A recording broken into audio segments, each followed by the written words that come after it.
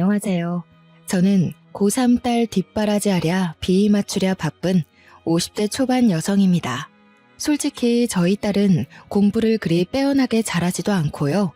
또 그리 열심히 하지도 않은 것 같은데 고등학교 3학년이라고 유세란 유세는 어찌나 부리는지 거실에서 텔레비전 하나 못 보게 해요. 제가 거실에서 드라마라도 한 편 보잖아요. 바로 나와서 텔레비전 소리 줄이라고 뭐라고 하더라고요. 이해해줘야지 뭐 어쩌겠어 라고 생각하다가도 귀가 저리 밝아서야 공부가 되기는 되는 걸까 싶었네요.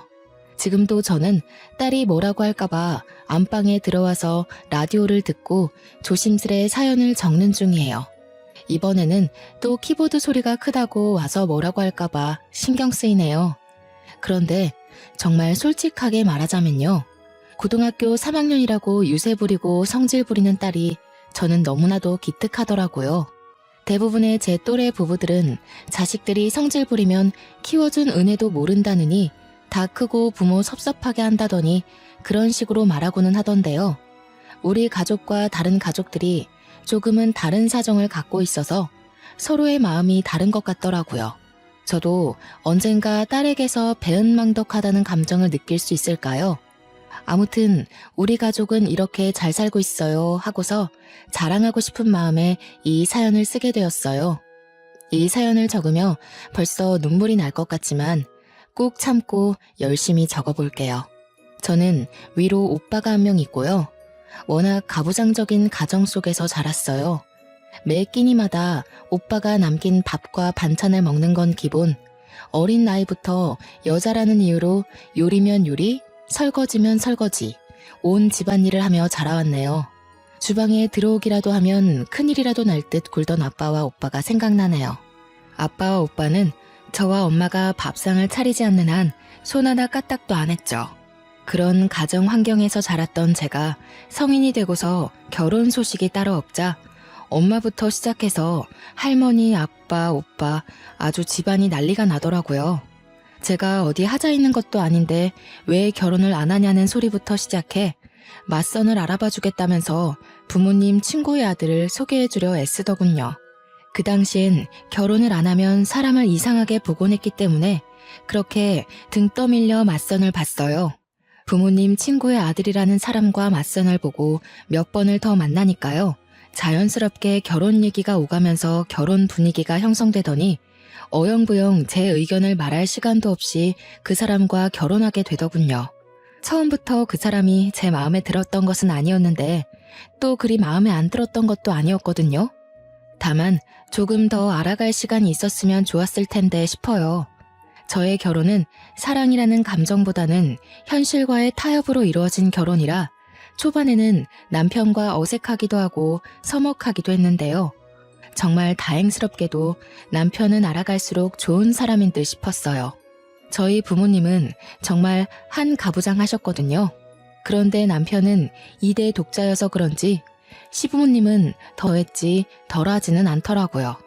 저는 결혼하면서 집을 구할 때 시댁에 들어가지도 않고 일부러 시댁과 멀리 떨어진 곳으로 구했는데요. 세상에 시부모님이 우리를 따라서 옆집으로 이사까지 오셨었어요. 교육해야 한다면서요. 어느 정도인지 대충 예상 가시죠? 진득하게 따라온 시부모님은 역시나 한 가지만 하시지 않으셨네요. 제가 만든 반찬 트집 잡기는 물론이고 매일같이 신혼집에 찾아와 참견하시고요. 그리고 결혼하자마자 저에게 아들을 낳으라며 강요하시더라고요. 남편은 그런 시부모님을 보며 제발 그만 좀 하시라고 했지만 이미 손자의 혈안이 된 시부모님에게는 아들의 말도 소용이 없더군요. 저의 첫 아이는 생각보다 이르게 찾아왔는데요. 집안의 모든 기대를 비웃기라도 하듯 딸이었습니다. 첫 손주가 딸이라는 소식을 듣자 시부모님은 저에게 고생했다는 격려는커녕 굉장히 구박하시더라고요. 그런데 그도 잠시 또 낳으면 된다고 생각하셨는지 시어머님은 저를 위로한답시고 말 한마디 적선하듯 베푸셨습니다. 첫째가 딸이라 아쉽지만 나중에 우리 장손 볼 거 생각하면 오히려 더 좋은 거일 수도 있겠지. 첫째가 장손을 많이 챙겨줄 테니까 말이다. 저는 그 말을 듣자마자 제 못 먹던 고기 반찬이 생각나더라고요. 제 딸이 그런 서글픈 경험을 하게 된다고 생각하니 마음이 상해서 대답을 회피했네요. 그래도 시부모님은 우리 딸을 꽤나 예뻐했어요. 딸이라고 구박할 때는 언제고 첫 손주라 감회가 색다르긴 색달랐나 보더라고요. 가끔 인형도 사다 주면 귀여워하시기도 아이의 자그마한 손을 주물럭거리며 어찌 이리 작냐며 고사리 손이라며 웃기도 하셨죠. 그렇다고 아들을 바라는 시부모님의 마음이 사그라들지는 않았어요. 시부모님은 온갖 미신을 다 갖고 오셨는데요. 달 뜨는 밤에 물 떠다 놓고 비는 건 별것도 아니었고요. 무슨 궁합을 보고 오셨는지 합방일마저 주시더라고요. 심지어는 어디서 아들 셋 낳은 여자의 팬티를 가져와서는 저에게 입으라며 주시기도 했습니다. 아들에 집착하면서도 우리 딸을 귀여워하는 일련의 과정들을 통해서 저는 시부모님이 아들을 아주 많이 바라기는 해도 차별적인 행동을 정말 자주 하기는 해도 그리 나쁜 사람은 아니라고 생각했어요. 네, 제가 참 순진했죠. 제 딸을 예뻐하는 것만 보며 다른 걸 눈 감다뇨. 저의 생각은 둘째를 가지며 완전히 뒤집히게 되었습니다. 첫째를 낳고 3년 뒤에야 가진 둘째 아이의 성별을 확인하기로 한 날이었어요. 첫째를 데리고 갈까 하다가 시부모님께 잠시 맡기고 남편과 함께 병원에 가서 검진을 받는데 둘째도 공주님이라는 거예요. 저와 남편은 조금 난감했어요. 병원에 가기 전부터 시아버님이 자꾸 꿈에서 빨간 고추가 묶인 금줄을 봤다며 아들이 확실하다며 들뜨셨었거든요. 그런데 딸이라니 당연히 시부모님은 난리가 났죠. 2번이나 여자애냐면서 소리를 버럭 지르니 옆에서 곤히 자던 첫째는 화들짝 놀라며 깨서는 울고 저는 애 우는 걸 달래며 쩔쩔매고 정신이 하나도 없었어요. 시부모님은 뱃속의 아이를 지우고 차라리 새로 임신하라며 요즘 다 그렇게 한다며 저를 설득했지만요. 저와 남편은 반대하며 뱃속의 아이를 지켰네요. 그러자 시부모님은 그리 귀여워하시던 첫째를 다시 구박하시더라고요. 아무것도 모른 채 맑은 눈으로 미운 소리만 하는 시부모님을 바라보는 딸의 표정만 생각하면 마음이 찢어질 듯 아팠습니다. 시부모님이 제 딸을 구박할 때마다 애가 말뜻은 몰라도 다 눈치챈다며 말리고는 했었는데요. 어느 날 시부모님이 첫째를 데리고 나들이 하러 가고 싶다고 하시는 거 아니겠나요? 구박하다가 갑자기? 조금 갑작스러운 제안에 저와 남편은 일단 알겠다고 하며 저희도 얼른 준비하겠다고 했지만 시부모님이 극구 말리며 첫째와 우리만 가겠다고 하시는 거예요. 뭐가 그리 걱정이야? 첫째와 우리만 갈 테니 그리 알아라. 우리가 그간 아무것도 모르는 첫째에게 너무 못되게 군 것 같아. 오붓한 시간 좀 보내고 싶어서 그런다. 곧 첫째 생일이기도 하니까 재밌게 놀다 올 테니 걱정 말거라. 미심쩍기는 했지만 다행이다 싶었어요. 어차피 평생 안 보고 살 것도 아니고 또 시부모님이 딸과 함께 추억을 쌓다 보면 시부모님의 아들에 대한 완고한 집착도 조금 덜어지지 않을까 싶었거든요. 딸이든 아들이든 어찌됐든 손주니까요. 같이 산 세월을 무시하지 못한다고 생각했죠. 지금 생각하면 왜 그리 안일하게 생각했는지 모르겠네요. 그냥 무작정 따라갈 걸 그때도 지금도 처절히 후회했습니다. 시부모님이 그렇게 첫째와 나들이를 간 그날 늦은 저녁까지 집에 오시지 않더라고요. 현관문을 나와 밖을 서성이기도 하고 창 너머로 오고 있는지 살펴보기도 했지만 시부모님과 첫째는 아직도 집에 돌아올 기미가 안 보였어요.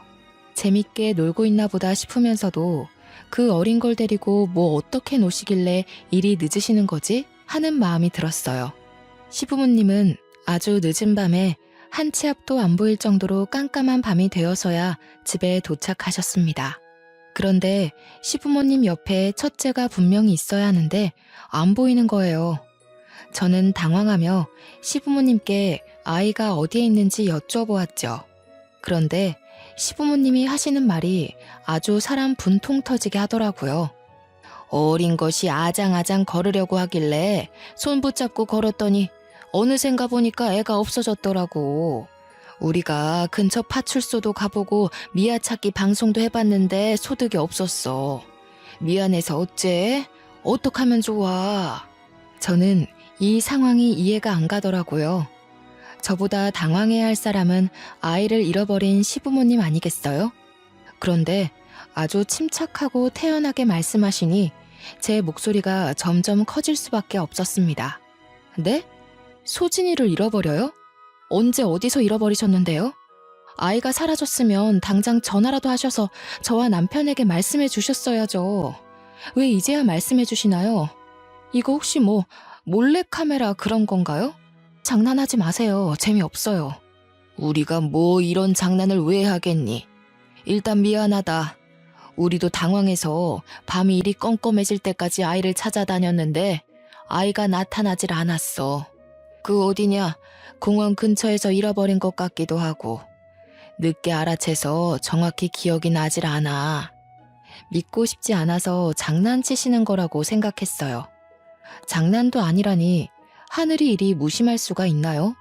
게다가 시부모님은 아이를 잃어버린 장소와 시간대를 어물쩡거리며 잘 모른다고 답하시더군요.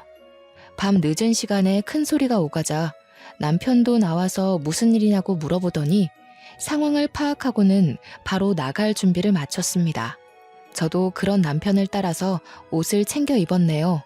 제가 여쭤볼 때는 어물쩡거리며 모른다더니 남편이 정색하며 언제 어디서 잃어버리셨냐고 물어보니까 시부모님은 데리고 나간 지 얼마 안 돼서 그 호수공원에서 잃어버리셨다고 말씀하셨어요. 그리고 정말 당연하게도 낮에 잃어버린 아이를 자정이 다 되어가는 밤에 찾을 수 없었습니다. 하루아침 사이에 아이를 잃어버린 부모의 마음이란 그렇게 비참하고 애탈 수가 없었네요. 혹여나 수상한 사람을 따라갔다가 험한 꼴을 당하고 있는 건 아닌지 저는 극단적인 상상조차 하게 되었고 그럴수록 아이를 찾는 일에 매달렸어요.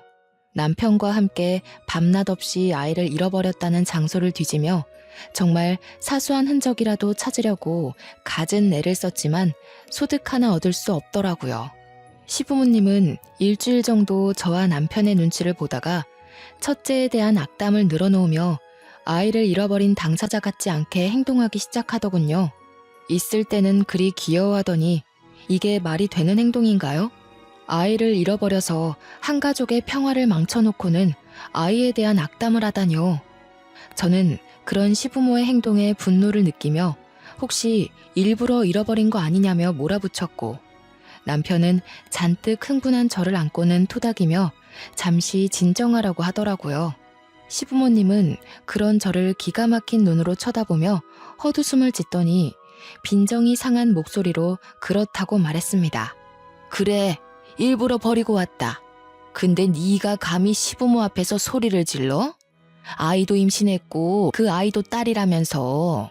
내가 점을 보고 왔는데 첫째 아이 사주가 남자를 잡아먹는 사주라면서 첫째가 없어야 그 후에 장손을 볼 수 있다더라. 그래서 우리가 악역을 자처해 버리고 왔지. 지금이야 힘들겠지만 분명 나중에는 감사해야 할 거다. 다시는 겪고 싶지 않은 정말 몹시도 비참한 순간이었네요. 머리에 찬물이 끼얹어진 것처럼 머리가 멍하고 몸을 제대로 가눌 수 없었어요. 시부모님은 저와 남편에게 근처 호수공원에서 잃어버렸다고 거짓말했다며 사실은 저 멀리 보육원에 버리고 왔다고 하더라고요. 남편이 어떻게 그럴 수가 있냐며 소리를 지르는데 저는 믿을 수 없는 현실에 눈 초점조차 제대로 잡히지 않더라고요. 어디에다가 내 딸을 버렸냐며 울부짖는 남편의 목소리와 그저 때되며 고마워할 거라는 말만 하는 시부모의 말이 번갈아 가듯 허공을 맴돌더니 저의 가슴에 비수가 되어 꽂혔고 광경을 가만히 바라보던 저는 갑자기 배가 너무 아프고 머리가 어지러워 결국 쓰러지고야 말았습니다. 일어나니 병원이었고 그 모든 게 꿈이 아니더군요. 남편은 저의 손을 붙잡은 채 울고 있었어요. 안 좋고 힘든 일은 왜 항상 겹쳐서 오는지. 그때는 하늘이 너무 무정하게 느껴지고 이 모든 상황이 원망스러웠습니다. 남편이 저에게 미안하다며 뱃속에 품은 지 몇 달도 안 된 둘째를 보내줬다면서 우는데요. 제가 위험해서 수술에 동의했다면서 그리 하염없이 우는데 그런 남편을 보면서도 저는요, 눈물 한 방울조차 안 나오더라고요. 2명의 아이를 이렇게 쉽게 잃을 수가 있나? 현실 같지 않고 악몽을 꾸는 것 같았어요. 저는 몸부터 회복해야 했기에 그때 남편이 참 고생을 많이 했었죠. 첫째를 찾기에는 둘이서도 버거울 텐데 남편은 입원한 저까지 챙겨가며 첫째를 찾아야만 했습니다. 그러니 우리의 모든 노력은 물거품이 되어버렸고 우리는 두 아이를 모두 한순간 잃어버렸다는 걸 인정할 수밖에 없었네요. 시부모님과의 관계는 끝을 모르고 최악으로 향했죠. 여기서 어떻게 더 최악일 수 있을까 싶었는데요. 최악에도 정도가 있는지 그럴 수가 있더라고요. 시부모님은 여전히 정신도 못 차린 채 입난 저를 찾아오기까지 하시며 아들을 낳으라고 말했습니다. 오히려 잘 되지 않았니? 또 딸을 낳으며 시간을 낭비하는 것보다는 바로 한 번에 남자아이를 낳는 게 너에게도 좋은 선택지일 거다. 애 낳는 게 얼마나 힘든 일인데. 지금이야 네가 많이 힘들겠지만 그래도 아들 하나 낳고 보면은 모든 게 다 나아질 거야. 누구 때문에 자식을 둘이나 잃었는데 이가 바득바득 갈리더군요. 반성조차 하지 않는 태도에 시부모님이 과연 사람이기는 한 것인지 의심이 갈 정도였네요. 인두껍을 쓴 인간, 아니 그보다도 못한 무언가로 느껴졌죠.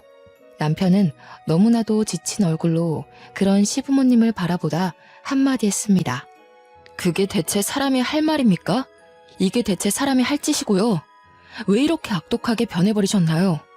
우리 첫째, 사랑하는 우리 딸, 저와 아내 앞에다 다시 데려다 놓지 않으면 저도 부모님에게서 자식을 없애버릴 겁니다.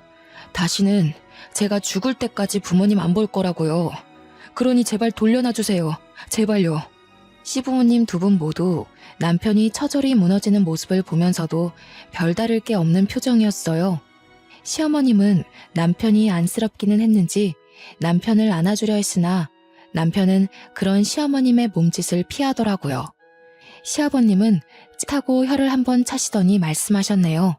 아직도 정신을 못 차린 게야. 정신머리 빠져가지고는 어디서 큰 소리를 내?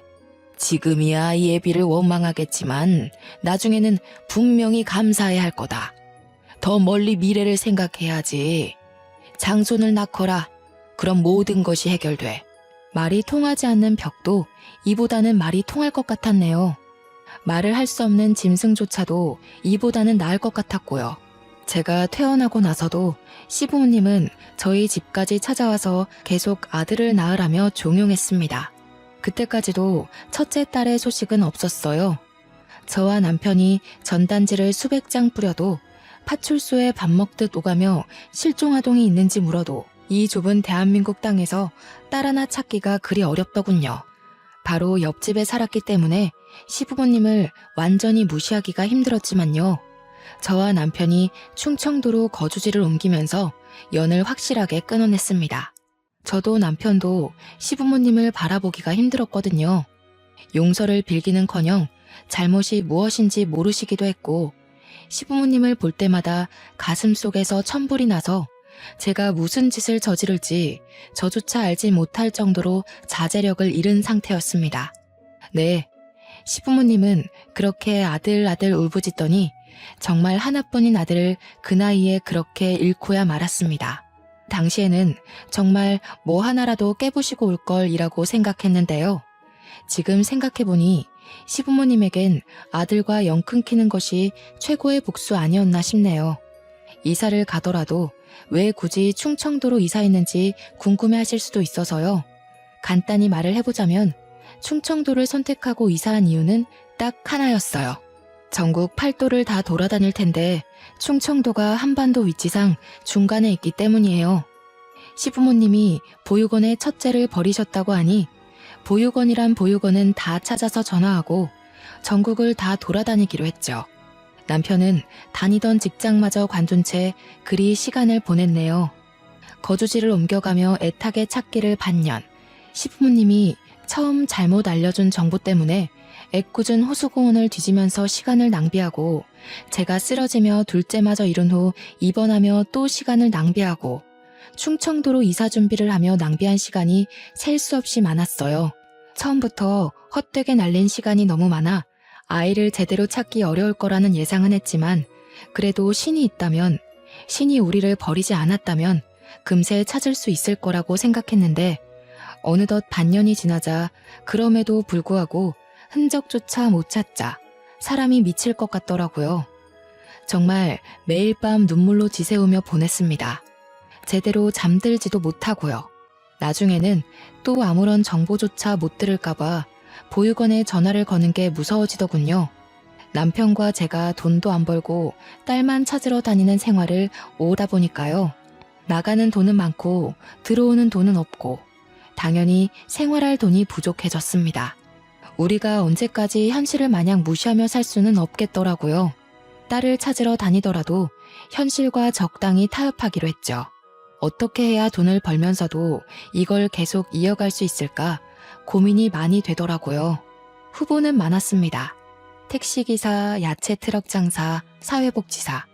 생각해본 직업은 많았는데 택시는 전국적으로 돌아다니기 까다롭게 느껴졌고 야채 트럭 장사는 새벽에 일어나 야채를 선별하며 장소에 얽매일 수 있겠더군요. 사회복지사는 아이를 만날 현실적인 가능성이 낮게 느껴졌습니다. 우리는 결국 고민 끝에 트럭을 하나 구매해 양말 장사를 시작했어요. 계절 상관없이 어디를 가도 쉽게 팔 수 있는 것이 양말이더라고요. 때로는 우비와 우산도 같이 팔고 귀마개와 모자도 같이 팔고는 했죠. 우리는 매일 다른 지역을 돌아다니며 양말을 팔며 아이 찾기를 포기하지 않으려고 노력했어요. 혹시나 딸을 찾으면 뭐라도 하나 더 해주고 싶어 악착같이 돈도 모으려 노력했네요. 저는 남편의 곁에서 휴가철에는 뻥튀기를 같이 팔기도 하고 입학식, 졸업식 때가 되면 꽃다발을 만들어 꽃을 팔기도 하며 뭐 하나 더 벌어보려고 발버둥을 쳤습니다. 그러다가 부모에게 꽃다발을 건네받으며 환하게 웃음 짓는 학생들을 보기라도 하면 그날 하루는 부러움과 죄책감에 휩싸여 날리기도 했네요.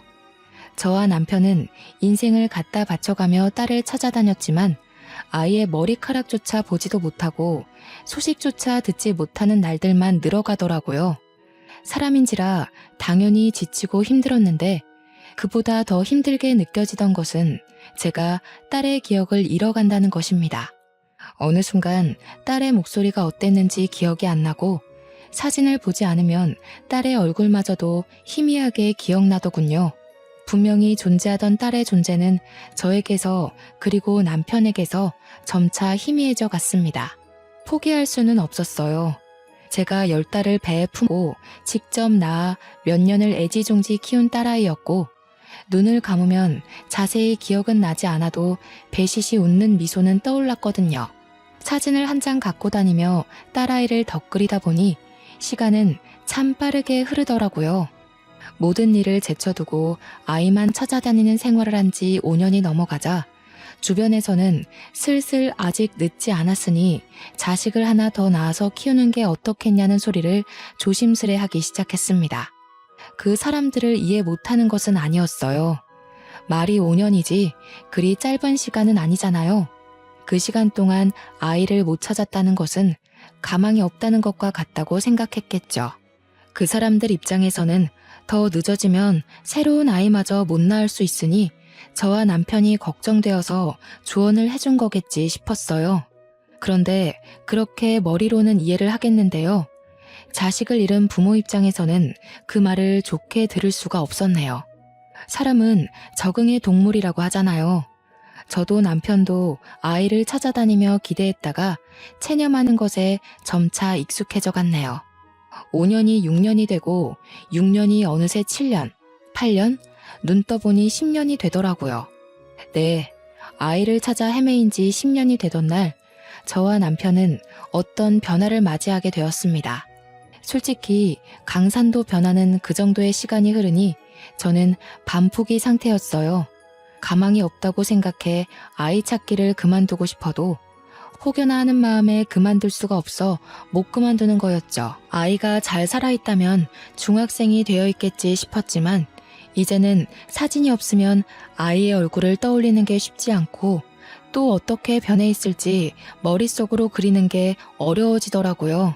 남편은 자포자기한 듯한 저에게 희망을 불어주려고 노력했네요. 저에게 올해는 아이를 찾을 수 있을 것 같다며 확신이 든다고 말하더군요. 근데 그런 말은 매번 꾸준히 해왔고 꾸준히 들었기에 신뢰가 가지는 않았습니다. 그날도 여느 때와 비슷하게 흘러가는 하루였어요. 양말을 가득 실은 트럭에 올라타 낯선 도시에 가서 양말을 파는 거요. 양말 여러 켤레를 사고 뻥튀기 한 봉지까지 야무지게 산 어떤 손님 한 분이 문득 무슨 사정이 있냐며 물어보시더라고요. 혹시나 해서 물어보는데 무슨 사정이 있어요? 얼굴이 많이 안 되어 보이시는데. 뭔지는 몰라도 힘내세요. 인생이 뭐 별거 있나요? 아니라면 죄송하고요.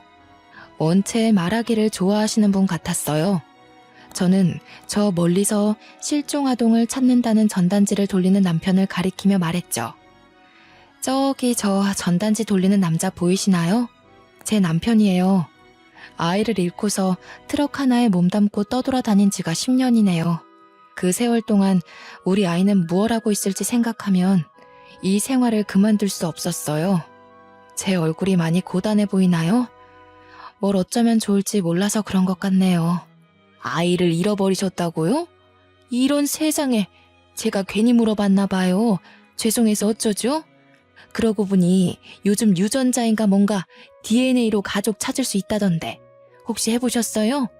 안 해보셨으면 한번 등록이라도 해보세요. 혹시 또 모르잖아요. 옛사람이어서 그럴까요? 아니면 몇 년이 지나 예전처럼 파출소로 자주 찾아가지 않아서 그럴까요? 처음 듣는 정보였어요. 손님께 감사해하며 얼른 남편을 불렀죠. 전단지를 만들어 여기저기 퍼뜨릴 생각은 했어도 유전자 등록이라니. 그 길로 바로 남편과 저는 유전자를 등록하러 갔어요. 세상 참 좋아졌다 싶었네요. 왜 이런 걸 이제야 알았을까 자책되기도 했고요. 저와 남편의 유전자를 등록하며 일말의 기대는 있었지만 체념에 익숙해진 저는 기대를 하지 않으려 했습니다. 역시나 별다른 연락은 오지 않았네요. 아이 하나만 바라보고 찾아다닌 지 10년. 그 긴 시간에도 불구하고 장난 전화는 익숙해지지 않더라고요. 아니, 익숙해지기는 했지만 상처에 익숙해지지가 않았네요. 들을 때마다 화가 나고 때로 악의 없이 장난치는 어린아이들의 목소리를 들으면 세상이 미워지고 그랬습니다. 그날도 장난 전화가 걸려오더군요. 전단지를 흩뿌리고 나서는 장난 전화가 늘 끊이지 않았지만 그래도 혹시나 하는 마음에 전화란 전화는 꼬박꼬박 받았는데요. 그걸 누가 알고는 못된 장난을 꾸준히 이어가곤 하더라고요. 유난히 재수가 없던 날이었어요. 얼마나 재수가 없었냐면요. 어떤 사람인지 아침부터 장난 전화를 계속 걸고는 제가 받으면 엄마 엄마 하며 간절히 우는 소리를 내는데요. 제가 화가 나서 이런 식으로 살지 말라고 하면 재밌는 말이라도 들은 듯 하하하 하고는 비웃더라고요. 번호를 바꿔가면서 장난 전화를 걸길래 화가 나서 대답도 않고 전화를 끊으면 그리 간절하지는 않나 봐요? 하며 약을 올리기도 했어요. 딱 보기에도 한두 명이 그러는 게 아닌지 계속 다른 번호와 다른 목소리로 전화가 오면서 1시간이 넘도록 그리 장난을 쳤습니다. 본인에게는 장난이었겠지만 저에게는 장난처럼 느껴지진 않더군요. 아이를 잃은 부모에게 아이처럼 엄마라 부르며 우는 목소리를 내다니 아기를 갖지 않고서는 힘들겠죠. 정말 아침부터 모멸감을 느끼기도 하고 사람에 대한 정이 다 떨어져 나가는 걸 느꼈어요. 겨우 아침밥을 다 먹고 나갈 준비를 하는데 이번에는 남편의 핸드폰으로 전화가 오는 게 아니겠어요? 슬쩍 보니 저장도 안 된 번호라 저와 같은 장난을 겪을까봐 걱정되더라고요. 전화를 제가 먼저 받았네요. 여보세요? 하고는 상대방의 목소리를 잠시 듣다가 뭔가 심상치 않은 느낌에 남편을 불러 스피커폰을 킨 후 같이 듣는데요. 전화를 듣던 우리의 표정은 조금씩 달라지기 시작했습니다. 진짜인가요? 거짓말 하시는 거 아니고요. 이거 몰래카메라 같은 건 아니죠. 장난 전화도 아니고 정말 진짜인 거 맞는 거죠. 하나님 세상에, 정말 감사합니다. 예기치 않게 찾아온 기쁜 소식에 정말이냐고 묻는 말밖에는 할 수가 없더라고요.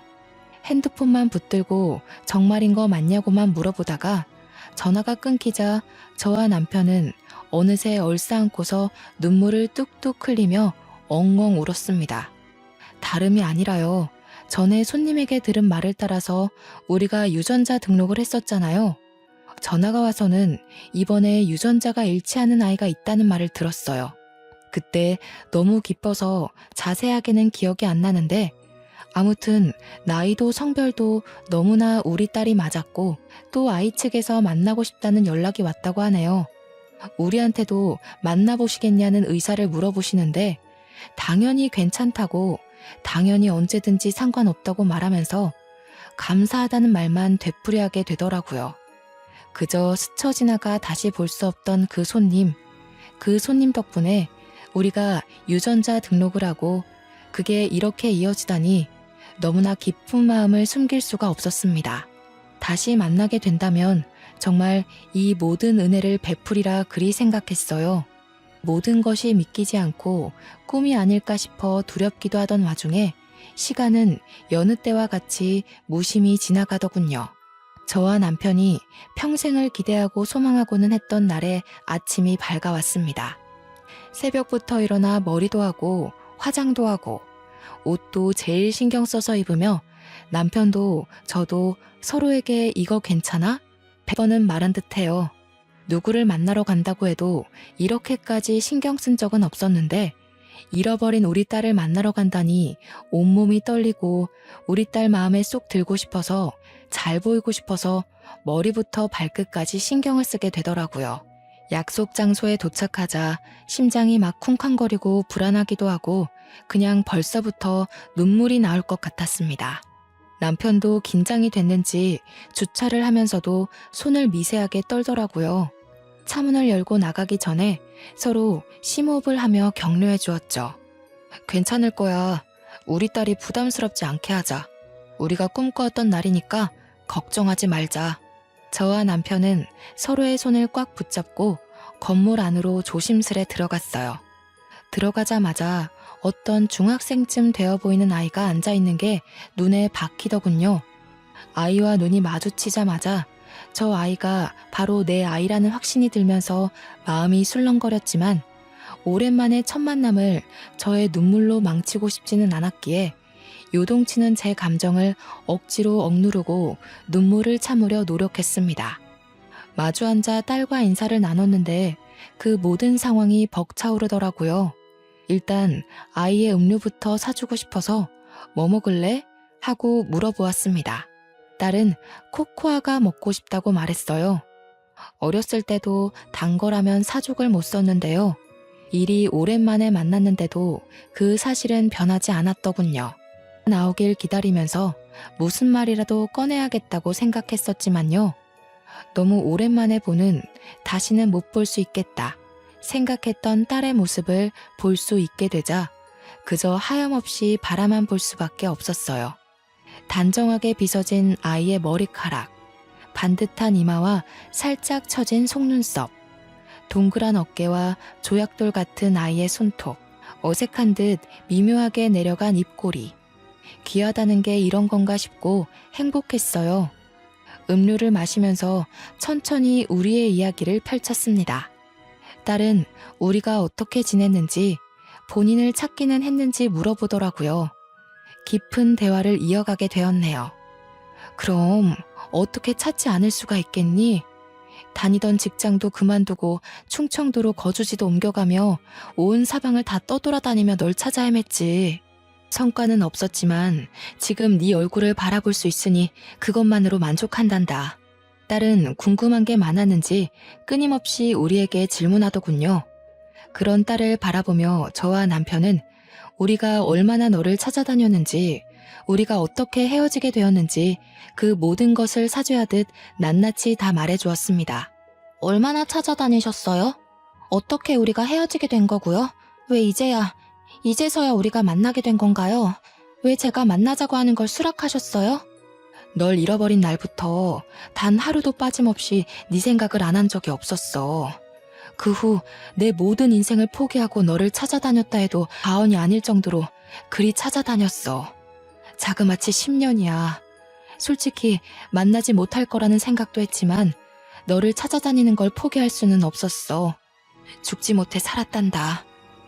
너를 잃어버린 건 우리가 아니라 나의 부모님이었지. 그때 이후로는 연락을 안 해서 지금은 어떻게 살고 있는지 알 수는 없지만 그때 부모님이 우리에게 아주 큰 잘못을 저질렀단다. 그래서 너를 잃어버리게 된 거야. 네가 우리 옆에 없다는 걸 알게 된 후부터 정말 미친 듯이 찾아다녔어. 정말 자세하게 솔직하게 이야기해주고 싶은 게 많았지만요. 혹시라도 딸이 상처받지는 않을지 걱정되더라고요. 시부모님이 너를 고의적으로 버린 거라는 소리를 입 밖으로 꺼낼 수가 없었습니다. 저와 남편은 자세한 이야기는 피하며 우리가 버린 게 아니라는 것을 표현하려고 했네요. 아이는 그런 저와 제 남편의 노력을 알기라도 하듯 빤히 쳐다보더니 이내 눈물이 가득 고인 눈으로 슬핏 웃더군요. 그 어린 것이 어느새 일이 다 컸는지 왜 이제야 만나게 되었는지 아이의 어른스러운 표정을 보며 저는 울고 싶었네요. 아이는 울음을 참으려 애쓰면서 본인은 어떻게 살아왔는지에 대해 말하기 시작했습니다. 저에게도 이런 가족이 있다는 게 너무 신기하기도 하고 행복해요. 저는 그저 보육원에 들어가 제가 어릴 때 입양을 가게 되었다고 들었거든요. 솔직히 제가 버림받은 기억이나 보육원에서의 기억은 아예 없어서 얼마 전까지만 해도 제가 입양아인 줄도 몰랐어요. 아이는 보육원에 버려졌고 그대로 그 보육원에서 지내다 입양을 가게 되었다고 하더라고요. 아이는 너무 일찍 입양을 가게 되어서 그 시절에 대한 기억이 하나도 없다고 했어요. 저와 남편에 대한 기억은 있는데 그마저도 형체와 목소리가 흐릿하게만 기억나서 본인을 키워준 양부모와의 기억인 줄 알았다고 해요. 그래서 입양아인 것을 알게 된 후에야 그게 친부모와의 기억이었구나 생각했다고 말했습니다. 본인이 입양아인 사실조차 몰랐다니 그래도 양부모가 잘 대해줬구나 싶었네요. 아이가 너무 힘들게 살아오지는 않아 보여 다행이라고 생각하고 있는데 이어지는 아이의 말에 제 마음은 그저 안타까움과 죄책감에 휩싸였어요. 저는 제가 입양아인 줄도 모르고 자랐는데요. 저에게 그렇게 잘 대해주던 부모님이 이혼을 하게 되면서 순식간에 변하더라고요. 그러니까 양아빠의 바람으로 이혼을 하게 된 거였는데 서로 싸우다가 저에게까지 화풀이하고 싶었는지 제가 입양아라서 그렇다면서 소리치더라고요. 이럴 줄 알았으면 데려오지 않았다고. 아이 스스로 입양아인 사실조차 모를 정도로 잘 대해주셨던 아이의 양부모는 남자의 바람으로 이혼을 하게 되면서 아이와의 관계를 끊어냈나 봅니다. 그 당시에는 아이가 적나라한 사실을 숨기려고 들어서 물어보지는 못했어요. 나중에 뒤늦게야 알게 된 것인데 양부모가 이혼을 하는 과정에서 아이의 양육을 두고 싸웠다고 했어요. 아이에게 넌 입양하니까 네가 누구 따라갈지 고르라는 폭력적인 행태를 부리며 아이가 입양아인 것을 밝혔다고 하더라고요. 심지어 아이가 누군가를 선택해 따라가려고 하면 그런 아이를 외면하려 했다고 들었습니다. 그 과정 속에서 아이는 큰 상처를 받았고 결국 서로의 합의하에 이와 더불어 파양 신청을 하고 연을 끊었다네요. 나름 행복하던 가정이 산산조각이 난 것이죠. 아이도 동의를 했다고는 하지만 그렇게 양부모와의 끝이 좋지 않았으니 아이는 얼마나 큰 상처를 받았을까요? 아이는 머쓱하게 웃으며 말하더군요. 사실 그때부터 정신과 진료를 받기 시작했어요. 처음엔 화도 나고 그랬는데 시간이 지나면서 상담이 필요하겠다고 생각했거든요. 지금도 꾸준히 상담받고 있어요. 근데 정신과 다닌다는 얘기를 처음부터 하기가 좀 그래서 숨겼어요. 저를 그리 오래 찾아다니셨는데 혹시나 저한테 실망하실까 싶어서요. 왜 좀 더 일찍 찾지 못했을까 하며 저 자신에게 화가 나더라고요. 마지막에 가서는 아이를 못 찾을 거라 지레짐작하고 포기할 뻔했었는데 그것도 생각나고요. 제가 그러고 있을 때 아이는 양부모에게 직접적으로 상처를 받고 있었겠죠. 아이의 양부모에게도 당연히 분노하게 되더군요. 이렇게 쉽게 파양을 할 거면 애초에 왜 입양했나요? 아이에게는 그저 후회스럽고 미안하기만 했습니다. 애초에 잃어버리지 않았다면, 시부모님이 아이를 데리고 나들이 간다고 했을 때 그냥 따라갔더라면 아이가 상처받고 스스로 정신과 진료가 필요하겠다는 생각을 하지 않았겠죠. 정신과 진료가 나쁘다는 것은 아니지만 아직 고등학생도 채 안 된 아기가 정신적으로 많이 힘들어하는 걸 보니 근본적 원인이 없었다면 일하는 가정을 안 하기가 힘들더라고요. 사실 유전자 등록하는 것도요. 처음에는 무섭고 겁이 나서 알고도 등록은 안 했었어요. 저를 몇 년이나 키운 양부모님도 저를 내쳤는데 친부모마저 저를 버렸다는 걸 알면 너무 속상할 것 같아서 겁이 나더라고요. 저를 애타게 찾고 있었다는 긍정적인 생각은 할 수가 없었어요. 이미 너무 상처받아서 부정적인 생각부터 들었거든요. 친부모마저 본인을 버렸다는 걸 알면 너무 속상할 것 같아서 겁이 났다는 아이의 말. 그런데도 아이는 결국 유전자 등록을 했죠. 아이의 사정을 다 알고 있던 정신과 의사 선생님이 제안했다고 하더라고요. 그래도 한 번은 용기를 내서 검사를 받아보는 것이 낫지 않겠냐며 조언도 해주고 용기 또한 주셨다고 했어요. 정말 감사한 분이시죠. 우리가 유전자 등록을 해봤자 아이가 등록을 안 하면 이렇게 마주보고 있을 수 없었으니까요. 아이는 정말 몇 날 며칠을 밤새워 고민하다가 떨리는 마음을 부여잡고 DNA 등록을 했는데 우리를 만나니까 의사 선생님께 너무 감사하다며 울먹였습니다. 용기를 낸 결과가 너무 좋게 나와서 제대로 된 가족을 만나서 너무 행복하다고 하더라고요.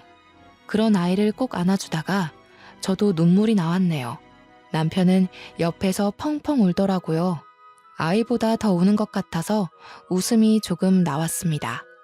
갑작스럽지만 그래서 더 행복한 재회를 하니까 이게 꿈이 아닐까 간절함에 나도 모르게 내가 만들어낸 상상이 아닐까 싶어서 스스로 볼도 꼬집어보고 그랬는데요.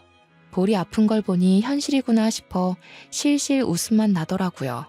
아주 아기일 적만 기억하다가 불쑥 큰 아이의 모습을 보니 정말 우리를 빼닮았구나 싶기도 하고 그 사이의 공백이 아쉽기도 했습니다. 둘째도 생각이 나면서 얼굴도 보지 못하고 수만 번 제대로 내보지 못한 아이는 어쨌을까 싶었네요. 정말 별 생각 다 했죠. 아이와는 서두르지 않으려고 했어요. 10년 만에 공백이 피가 이어졌다는 이유로 금세 없어지지 않으니까요. 천천히 친해지다 조심스럽게 같이 사는 것이 어떠겠냐고 물어보았고 활짝 웃으며 그런 제 말을 기다렸다고 했습니다. 어차피 갈 곳도 없었다며 응답을 하는데 마음이 조금 아팠네요. 그때 아이가 중학생이었고 눈 깜짝할 새에 몇 년이 지나 지금은 고등학교 3학년이 되어서 이번 수능을 본다고 대학 입시를 준비한다고 유세란 유세를 다 떨고 있답니다. 저와 남편은 아이의 고3 히스테릭에 요즘 살얼음판 걷지만요. 너무나도 행복해요. 우리가 편하지 않다면, 우리를 믿지 않는다면 딸은 저렇게까지 성질을 부리지 못했을 테니까요. 물론 조금 성질을 줄여줬으면 좋겠다는 마음은 당연히 있죠. 점점 심해지는 것 같기도 해서 딸의 이런 모습을 좀 더 즐긴 후에 조심스레 말해보려고요. 아이를 잃고 다시 찾기까지 참 여러 일이 있었고 많은 시간이 지났네요. 유전자 등록이라는 것을 알려준 이름 모를 손님과 딸에게 용기를 준 딸의 상담의사 선생님께 너무나도 감사하고 앞으로 딸아이의 상처를 보듬어주면서 사랑만 가득가득 주려고 해요. 그간 전해주지 못한 사랑이 너무나도 많이 쌓여가지고요. 지금은 잃어버린 10년에 비하면 딸과 정말 짧은 시간 함께 했는데 앞으로 살아가면 살아갈수록 떨어져 있던 그 10년이 짧게 느껴질 수도 있겠죠. 그러면 저는 여기서 글을 마치도록 할게요. 제 사연 들어주셔서 감사하고 여러분들도 사랑 가득한 나날들 보내시길 바랍니다. 안녕히 계세요.